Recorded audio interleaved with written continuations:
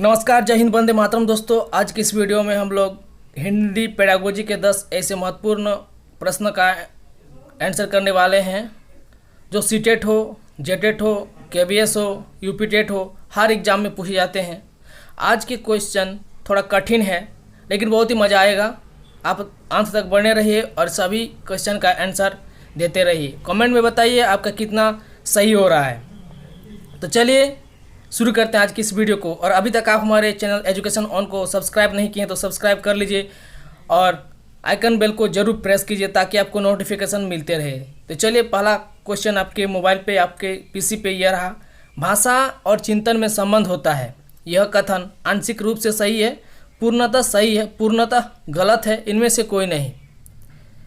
जब भी आप किसी क्वेश्चन का आंसर देने जा रहे हैं, सबसे पहले आपको क्वेश्चन को बहुत ही बारीकी से पढ़ना है और समझना है कि हमें क्वेश्चन क्या पूछ रहा है।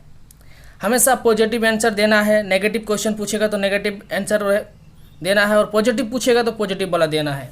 तो पहला क्वेश्चन में पूछ रहा है कि भाषा और चिंतन में संबंध होता है। भाषा और चिंतन में संबंध होता है। कैसा संबंध होता है? आंशिक रूप से सही, पूर्णतः सही, पूर्णतः गलत, इनमें से कोई नहीं।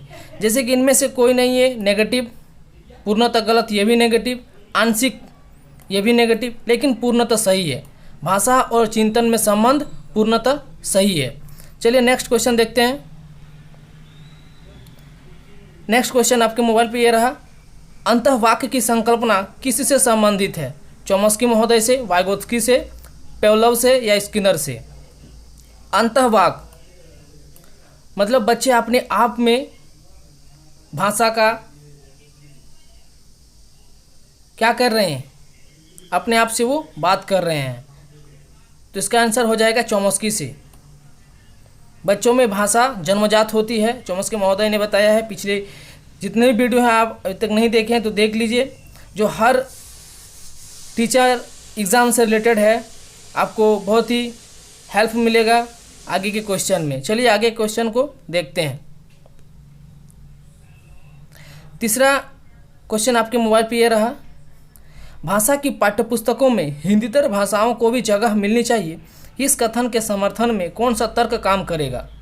आज की प्रश्न थोड़ा कठिन लिए हैं, हो सकता है आपको दिक्कत होगी, लेकिन ये क्वेश्चन हमेशा पूछे जाने वाले क्वेश्चन है।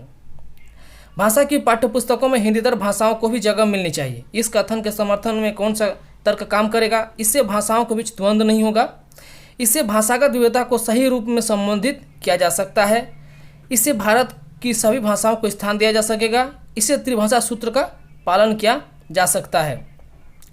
प्रश्न पूछ रहा है कि पाठ्यपुस्तकों में हिंदीतर भाषाओं को भी जगह मिलनी चाहिए, इस कथन के समर्थन में कौन सा तर्क काम करेगा? इससे भाषाओं के बीच द्वंद्व नहीं होगा, इससे भाषागत विविधता को सही रूप में संबोधित किया जा सकता है, इससे भारत की सभी भाषाओं को स्थान दिया जा सकेगा, या इससे त्रिभाषा सूत्र का पालन किया जा सकता है। तो इसका सही आंसर होगा इससे भाषागत विविधता को सही रूप में संबंधित किया जा सकता है। चलिए अगला क्वेश्चन देखते हैं। भाषा शिक्षण में पाठ्यपुस्तकों के अतिरिक्त कौन सा सबसे कम प्रभावशाली है? प्रश्न पूछ रहा है कि भाषा शिक्षण में पाठ्यपुस्तकों के अतिरिक्त, पाठ्यपुस्तक के अलावा सबसे कम महत्वपूर्ण कौन सा है या कम प्रभावशाली? परिचर्चा करना, प्रश्नों के उत्तर लिखना, संवाद अदायगी या घटना वर्णन करना। देखिए, परिचर्चा करने से ये तो महत्वपूर्ण कार्य है। संवाद अदायगी करना, संवाद करना, घटना वर्णन करना, ये सब में भाषा का क्या होता है? भाषा का विकास होता है। लेकिन प्रश्नों के उत्तर लिखना ये सबसे कम महत्वपूर्ण होगा। तो हमको पूछा कि सबसे कम नेगेटिव, तो नेगेटिव आपका बी वाला, प्रश्न के उत्तर लिखना। चलिए अगला क्वेश्चन देखते हैं। अगला क्वेश्चन आपके मोबाइल पे ये रहा। अभी तक आप हमारे चैनल एजुकेशन ऑन को सब्सक्राइब नहीं किए तो सब्सक्राइब जरूर कर लीजिए। उच्च प्राथमिक स्तर पर भाषा शिक्षण का उद्देश्य है। क्वेश्चन में पहले ही बता रहा कि उच्च प्राथमिक स्तर पर भाषा शिक्षण का उद्देश्य है। क्या उद्देश्य है? व्याकरणों के नियमों को कंठस्थ कराना, भाषा के विभिन्न रचनाओं को यांत्रिक अभ्यास कराना, सभी साहित्यिक विधाओं में लेखन की कुशलता विकसित करना, या भाषा की बारीकी और सौंदर्य बोध को समझने की क्षमता का विकास करना। तो उच्च प्राथमिक स्तर में क्या होना चाहिए? व्याकरण के नियमों को कंठस्थ कराना एकदम बिल्कुल गलत है, कंठस्थ नहीं कराना है। भाषा के विभिन्न रचनाओं का यांत्रिक अभ्यास कराना, अभ्यास नहीं कराना है। सभी साहित्यिक विधाओं में लेखन की कुशलता का विकसित करना। सिर्फ लेखन कौशल का विकास नहीं कराना है, सर्वांगीण विकास कराना है उच्च प्राथमिक स्तर पर। तो इसका आंसर हो जाएगा डी, भाषा की बारीकी और सौंदर्य बोध को समझने की क्षमता का विकास करना। जब तक आप उच्च प्राथमिक स्तर पर आ जाते हैं तो भाषा की बारीकी और सौंदर्य की समझ आप में हो जाती है। तो इसका सही आंसर हो जाएगा डी। चलिए अगला क्वेश्चन देखते हैं। अगला क्वेश्चन आपके मोबाइल पे रहा, आपके पीसी पे रहा। भाषा की कक्षा में यह जरूरी है कि भाषा की पाठ्य पुस्तकों को विशेष ध्यान दिया जाए। बच्चे मानक भाषा में ही बातचीत करें। भाषिक पृष्ठभूमि के आधार पर किसी को पीछे ना छोड़ा जाए। बच्चों की अधिक से अधिक परीक्षा ली जाए। चलिए इसका आंसर बताइए। भाषा की कक्षा में यह जरूरी है, क्या जरूरी है? भाषा की पाठ्यपुस्तक को विशेष ध्यान दिया जाए। नहीं, सिर्फ पाठ्यपुस्तकों पर विशेष ध्यान नहीं देना है। बच्चे मानक भाषा में ही बातचीत करें, ऐसा भी नहीं है। बच्चे अपने मातृभाषा में भी बात कर सकते हैं। बच्चों की अधिक से अधिक परीक्षा ली जाए, एकदम नहीं, ज़्यादा से ज़्यादा परीक्षा नहीं लेना है।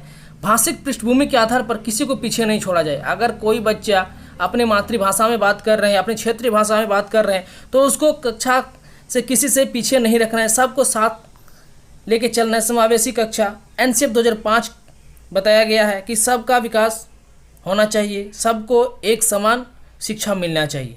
तो किसी के को भी पीछे छोड़ के नहीं आगे बढ़ना है, सबको साथ में ले जाना है। चलिए अगला क्वेश्चन देखते हैं। अगला क्वेश्चन आपके मोबाइल पे, आपके सामने, आपके पीसी में ये रहा। नेहा अपनी बात कहते समय अपनी मातृभाषा के शब्दों का प्रयोग करती है। आप क्या करेंगे? लक्ष्य भाषा के शब्दों को प्रयोग करते हुए सहजता से उसके वाक्य को दोहराएंगे। उसे डांटेंगे कि वह अपनी भाषा के शब्दों का प्रयोग ना करे। उसे बताएंगे कि किसी शब्द विशेष को क्या कहते हैं।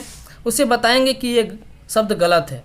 नेहा अपनी बात, मतलब वो अपनी बात अपनी मातृभाषा के शब्दों का प्रयोग करती है। वो अपनी बात जब करती है तो अपनी मातृभाषा में करती है, अपनी कक्षा में। तो आप क्या करेंगे?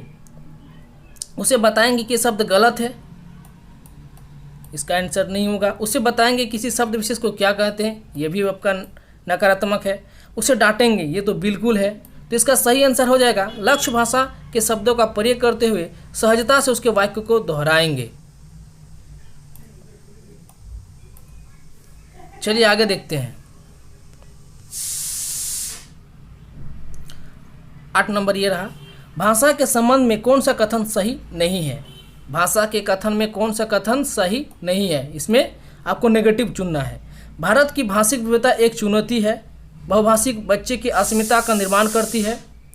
भाषाएं आपस में संपर्क संवाद करती है। भाषागत विविधता एक समस्या है। देखिए, भारत की भाषिक विविधता एक चुनौती है, सही बात है। भारत एक बहुभाषिक देश है जहाँ पे बहुत सारे जाति धर्म के लोग रहते हैं। बहुभाषिकता बच्चे की अस्मिता का निर्माण करती है, सही बात है। भाषाएं आपस में संपर्क संवाद करती हैं। भाषा के द्वारा भी हम अपने आचार विचार का आदान प्रदान करते हैं, अपने विचार दूसरों तक व्यक्त कर सकते हैं। तो इसका सही आंसर क्या हो जाएगा? डी, भाषागत विविधता एक समस्या है। चलिए अगला क्वेश्चन देखते हैं, सेकंड लास्ट। बच्चे प्रारंभ से ही बहुभाषिक होते हैं, एक भाषिक होते हैं, द्विभाषिक होते हैं, भाषा में कमज़ोर होते हैं।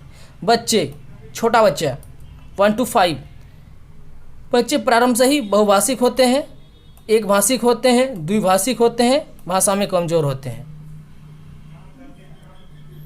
भाषा में कमज़ोर होते हैं, बिल्कुल नहीं। द्विभाषिक सिर्फ 2 ही भाषा जानते हैं, ये भी नहीं। एक भाषिक होते हैं, क्या वो एक ही भाषा जानते हैं? नहीं। छोटे बच्चे बहुभाषिक होते हैं, उनके पास बहुत सारे शब्द होते हैं। छोटे छोटे बच्चे हर किसी से अनुकरण कर लेते हैं। तो वह भाषा का अर्जन अपने समाज से, अपने आस पड़ोस से, अपने घर परिवार से कर लेते हैं। तो उनकी भाषा जो होते हैं बहुभाषिक होते हैं। लास्ट क्वेश्चन हमारा ये रहा। रचनात्मक आकलन का सबसे सही तरीका। कहानी पढ़कर प्रश्नों का उत्तर दो, कहानी पढ़कर प्रश्न बनाओ, कहानी पढ़कर कोई 3 मिश्रित वाक्य छांटो, कहानी पढ़कर 5 मुहावरे छांटो। रचनात्मक आकलन, क्रिएटिविटी का सही तरीका क्या है? कहानी पढ़कर प्रश्न दो, कहानी पढ़कर प्रश्न बनाओ, कहानी पढ़कर कोई 3 मिश्रित वाक्यों को छांटो, कहानी पढ़कर मुहावरे छांटो। कहानी पढ़कर मुहावरे छांटो नहीं होगा, 3 मिश्रित वाक्य छांटो, ये भी नहीं होगा। कहानी पढ़कर प्रश्न का उत्तर दो, ये भी नहीं हो सकता। कहानी पढ़कर प्रश्न बनाओ, बच्चों को यहाँ पे करके सीखने की ओर जोर दिया जा रहा है। जब तक बच्चे करके सीखेंगे तो उसमें ज़्यादा क्रिएटिविटी आएगा। वो रचनात्मक कार्य कर रहे हैं, वो कहानी पढ़कर प्रश्न देगा, प्रश्न बनाएगा। तो इसका सही आंसर हो जाएगा बी, कहानी पढ़कर प्रश्न बनाओ। आपको आज का क्वेश्चन कैसा लगा, आपने कितने सही किए कमेंट कीजिए। और अभी तक आप हमारे चैनल एजुकेशन ऑन को सब्सक्राइब नहीं किए तो सब्सक्राइब जरूर कर लीजिए, ताकि आपको टीचिंग रिलेटेड इस तरह के वीडियो मिलती रहे। सीटेट से रिलेटेड बहुत ही जल्द सीटेट भी आने वाला है, तो आप हमारे चैनल एजुकेशन ऑन को जरूर सब्सक्राइब कर लीजिए, ताकि आपको बहुत ही ज़्यादा पेडागोजी में नंबर आए। इसके साथ साथ अगले क्लासेस का भी जानकारी मिलती रहे। तो चलिए फ्रेंड, आज की इस वीडियो में बस यहीं तक। तब तक के लिए जय हिंद, वंदे मातरम। घर में रहे, मस्त रहे, स्वस्थ रहे और साथ साथ अपनी पढ़ाई जारी रखें।